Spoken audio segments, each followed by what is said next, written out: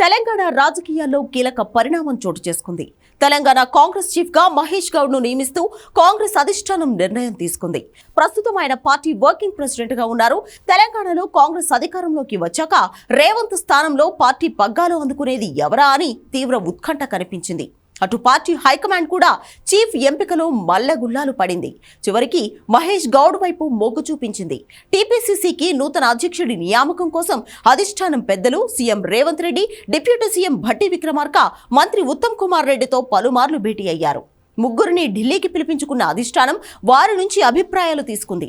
రాష్ట్రంలో అత్యధికంగా ఉన్న బీసీ జనాభాను ఆకట్టుకునేందుకు ఆ వర్గానికి చెందిన నేతను ఎంపిక చేయాలా, లేదంటే ఎస్సీ వర్గీకరణ అంశం తెరపైకి రావడంతో మాదిగ సామాజిక వర్గానికి చెందిన నేతను నియమించాలా అన్న దానిపై అధిష్టానం దగ్గర భారీ చర్చే నడిచింది.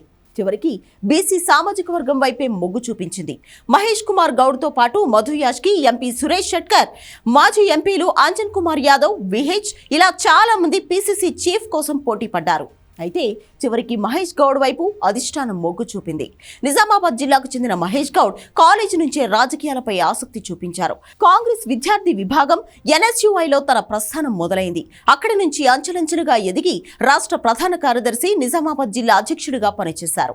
1994లో డిచ్పల్లి నుంచి 2014లో నిజామాబాద్ అర్బన్ నుంచి పోటీ చేసి ఓడిపోయారు. ప్రస్తుతం ఆయన ఎమ్మెల్సీగా ఉన్నారు. పార్టీలో చాలా సీనియర్. తెలంగాణ ఏర్పాటు తర్వాత కాంగ్రెస్ హేమాహేమీలు బీఆర్ఎస్ లో చేరినా ఆయన అలాంటి ఆలోచన కూడా రానివ్వలేదు. పార్టీకి విశ్వాసంగా ఉన్నారు. కష్టకాలంలో పార్టీకి అండగా నిలిచారు. బీసీ సామాజిక వర్గం కావడం కూడా మహేష్ గౌడ్ కు కలిసొచ్చింది. ఓవైపు బీజేపీ బీసీ మంత్రం జపిస్తోంది. దీంతో సామాన్య మధ్యతరగతి జనాలు కమలం పార్టీతో నడుస్తున్నారు. తెలంగాణలో బీజేపీకి బీసీ బలం రోజురోజుకు పెరుగుతోంది. రాష్ట్రంలో 53% బీసీలుండగా గత అసెంబ్లీ ఎన్నికల్లో మెజారిటీ వర్గాలు కమలం పార్టీ వెంటే కనిపించాయి. బీజేపీకి చెక్ పెట్టాలంటే బీసీని చీఫ్ గా చేయడం బెటర్ అని మహేష్ గౌడ్ కు పీసీసీ పగ్గాలు అప్పగించింది కాంగ్రెస్ హైకమాండ్. పైగా పార్టీలో అందరితో ఆయనకు మంచి సంబంధాలు ఉన్నాయి. సీఎం రేవంత్ రెడ్డితో పాటు డిప్యూటీ సీఎం భట్టి, ఇతర సీనియర్లతోనూ ఈయన సఖ్యతగానే ఉంటారు. ఇలా అన్ని మహేష్ గౌడ్ కు కలిసొచ్చాయి.